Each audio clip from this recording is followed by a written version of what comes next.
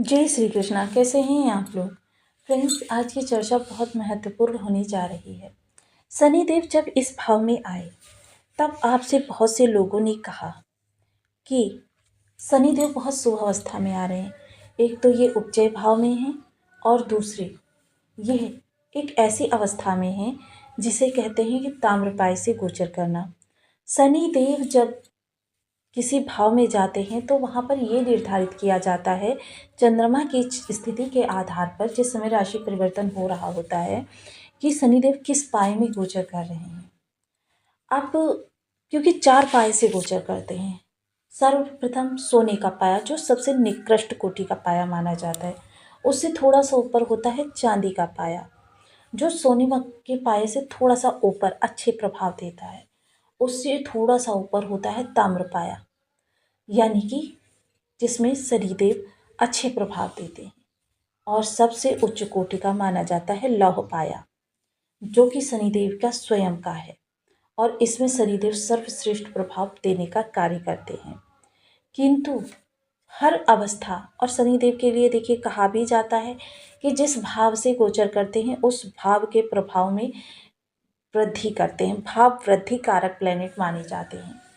लेकिन जो पिछला समय बीता, राशि परिवर्तन के बाद में आपके लिए भविष्यवाणियां होती रहीं, पंचांग बदलते रहे, आपके लिए शुभता की घोषणाएं होती रहीं, लेकिन आपको अपनी मन वांछित स्थिति के आधार पर कुछ भी नहीं अच्छा प्राप्त हुआ। स्थितियां बदली, लेकिन बस उसमें 19 और 20 का ही फर्क मिला। चीज़ें अनुकूल हुई, लेकिन उसमें भी आपको उतना ज़्यादा एक्सपेक्टेशन जितना था नहीं मिला। फलतः कुछ लोगों ने ये ही मान लिया कि वृषभ राशि के लोगों के लिए भगवान अच्छी चीज़ें लिखना भूल गए हैं। अब वो उनके लिए अच्छी चीज़ें नहीं लिख सकते। लेकिन देखिए, समय का एक चक्र होता है जो परिवर्तित होता है और यह गोल गोल घूमता है, फिर पुनः उसी स्थान पर आ जाता है जिस स्थान पर आपके लिए चीज़ें छूटी होती हैं, ताकि आप पुनः उनको संभाल सकें, उनको फिर से व्यवस्थित कर सकें। इस समय चक्र की इस श्रृंखला में सिर्फ शनिदेव ने ही नहीं, कुछ अन्य ग्रहों ने भी शनिदेव का साथ दिया, जिसकी वजह से आपने जब बहुत मेहनत की तब आपको उसका आधा रिजल्ट मिला, यानी 50% प्रतिफल मिला, जिसकी वजह से पिछले समय में आप काफ़ी असंतुष्ट रहे।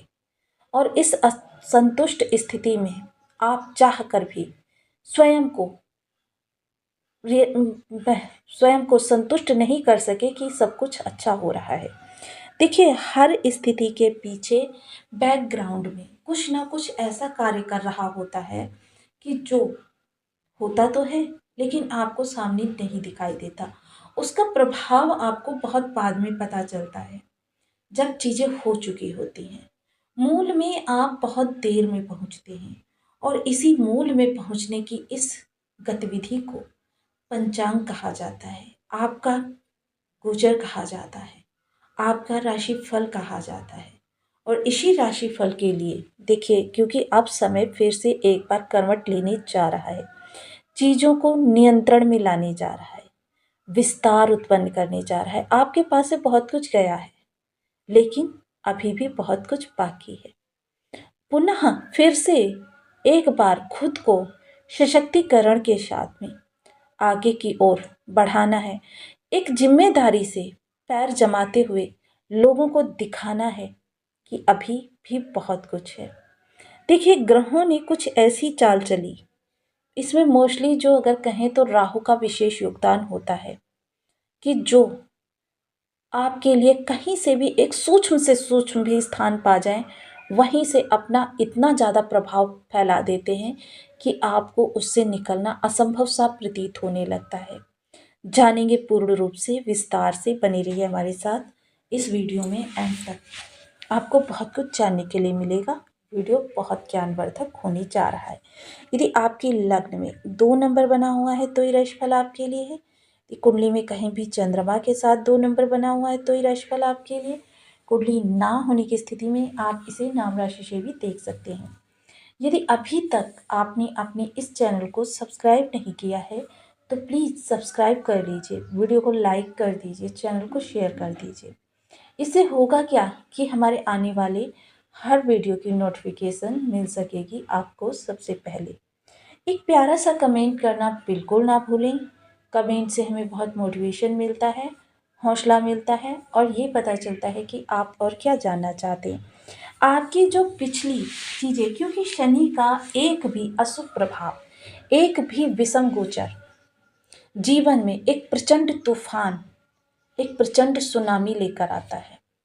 और इसी प्रचंड सुनामी, इसी प्रचंड तूफान से निकलने के बाद की अवस्था है आपकी। आपकी रातों की नींदें जो हैं यह सोचते सोचते बीतने लगी हैं कि भविष्य में क्या होगा। देखिए, इन्हीं सब सवालों के जवाब आपको इसी वीडियो में मिलने वाले हैं। क्योंकि देखिए, तूफान चला जाता है, सुनामी चली जाती है, लेकिन अपने पीछे अस्त व्यस्त ध्वस्त सब कुछ छोड़ जाती है।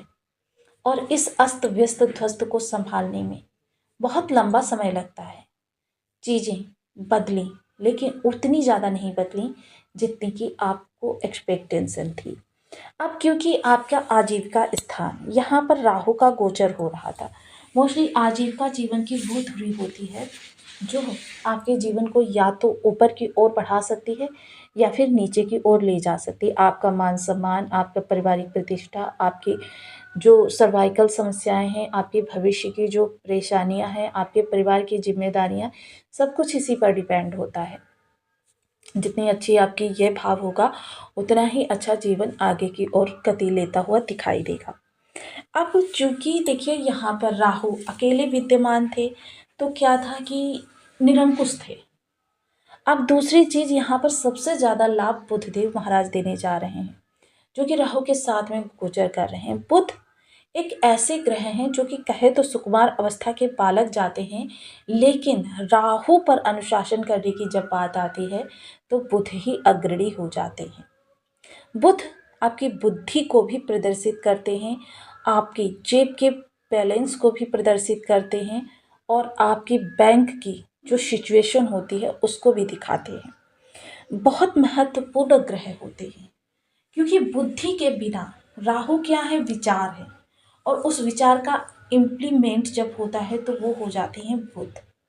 इन दोनों का एक साथ मिलना इस समय पर आपके जीवन में कुछ बड़ा ऐसा करेंगे जो जीवन में आपकी उस भरपाई से ज़्यादा आपको दे सके जो भरपाई आपने पिछले समय में चीज़ें खोई हैं। बहुत महत्वपूर्ण, क्योंकि इस समय राहु के प्रभाव से बुध के पास दृष्टियां भी 3 हैं। सबसे पहले पंचम, सप्तम और नवम। मोस्टली बुध हो या शुक्र, इन दोनों ही ग्रहों के पास एकमात्र दृष्टि होती है, सप्तम दृष्टि। और इसी सप्तम दृष्टि से ये लोगों को प्रभावित करते हैं। लेकिन युति दृष्टि संबंध की जब चर्चा आती है तो ग्रहों के पास, जब एक ग्रह के पास जितनी दृष्टियां होंगी अन्य ग्रहों के पास भी उतनी ही दृष्टियां मानी जाती हैं। अब बुध इस समय कर्म स्थान में बैठकर, क्योंकि राहु का साथ मिल रहा है, राहु का स्वभाव किसी भी भाव के प्रभाव को या किसी भी ग्रह के प्रभाव को हजारों गुना बढ़ा देते हैं। आपके लिए इस समय आपकी बुद्धि कर्म स्थान में बहुत महत्वपूर्ण योगदान देने जा रही है। उन कार्यों को करती हुई देखी जा सकेगी जो अन्य लोगों के लिए दुर्लभ हैं, दुर्गम हैं, यानी कि जो अन्य लोग सोचते हैं कि ये हो ही नहीं सकता, उस कार्य को आप चुटकियों में करेंगे। हर समस्या का सॉल्यूशन, प्रभावी सॉल्यूशन आपके पास होगा, जिसकी वजह से आपके कर्म स्थान में आपकी प्रतिष्ठा बढ़ेगी। वाणी बहुत ही चतुर चालाक होगी। बहुत बड़ी बात को कम शब्दों में सटीकता से कहना आपकी वाणी की विलक्षणता होगी। खान पान देखिए, संयमित रखें, संतुलित रखें, क्योंकि यह वो होता है जो आपके विचारों को, क्योंकि देखिए खान पान अगर जैसा खाए अन्न वैसा बने मन, इसको आपके आचार विचार से जोड़कर देखा जाता है, जिसमें कि विचार बहुत महत्वपूर्ण होते हैं। परिवार के लिए, क्योंकि कर्म के सामने जस्ट परिवार होता है, यानी कि कर्म का लाभ सीधे परिवार को प्राप्त होना होता है। परिवार में किस तरीके से आपकी प्रतिष्ठा बढ़ेगी, क्योंकि बुद्धि बहुत चतुर है, विचार बहुत उम्दा है, जिसकी वजह से बुद्धि और विचार दोनों मिलकर परिवार को ऊंचाई पर ले जाने का प्रयास करेंगे, पारिवारिक प्रतिष्ठा के लिए जो कुछ भी आपको उचित लगेगा, क्योंकि यह सिर्फ आप ही समझ सकते हैं कि आपके परिवार को वास्तव में इस समय किन चीज़ों की आवश्यकता है, और उन आवश्यकताओं की भरपाई करके आप अपने जीवन में उस मुकाम को पुनः प्राप्त कर सकेंगे जो मुकाम आपसे चला गया है। नवम दृष्टि, जो शत्रु आपको परेशान कर रहे हैं, या ऋण आपने ले रखा है, ऋण आपका नहीं जा पा रहा है, या फिर आपकी कुछ ऐसी स्थितियां बनी हुई हैं जिन स्थितियों को आप ऊंचाई की ओर ले जाने का प्रयास करते हैं लेकिन कंपटीटर की वजह से आगे नहीं बढ़ पाते हैं। अब इन सभी समस्याओं का समाधान बुध देव के प्रभाव से आपके पास होगा। इस समय आपको किसी और के सहयोग की आवश्यकता नहीं होगी। इस समय आप स्वयं इतने शक्तिशाली, सुदृढ़, संपन्न होने जा रहे हैं कि आप अपनी हर समस्या को अपना हथियार बना लें। अब चर्चा करते हैं उपायों की, क्योंकि उपाय के बिना ग्रह से हम किसी प्रकार की उम्मीद नहीं कर सकते हैं, क्योंकि देखिए ग्रह एक्टिव होना भी परम आवश्यक होता है, जिसके लिए पिछले वीडियो में हमने बुध के बीज मंत्र का विस्तार से वर्णन किया था कि बुध को किस तरीके से आजीवन के लिए अच्छा किया जाए। आज हम उन देवी देवताओं की वर्णन करने जा रहे हैं कि जिनकी पूजा करके हम अपने जीवन में बुध के बेहद शानदार प्रभाव प्राप्त कर सकते हैं। जिसके लिए देखिए बुध जो होते हैं वो उनकी अधिष्ठात्री देवी माँ दुर्गा होती हैं और अधिष्ठात्र देव भगवान गणेश होते हैं। माता तुलसी के भी नियमित पूजन आपके बुध को स्ट्रांग बनाता है। दुर्गा माँ के लिए दुर्गा सप्तशती के सिद्ध कुंज का स्तोत्र का सायं 6 से 9 के मध्य 5 या 7 बार नियमित पाठन करना आपके बुध को स्ट्रांग बनाता है। वहीं गणेश जी के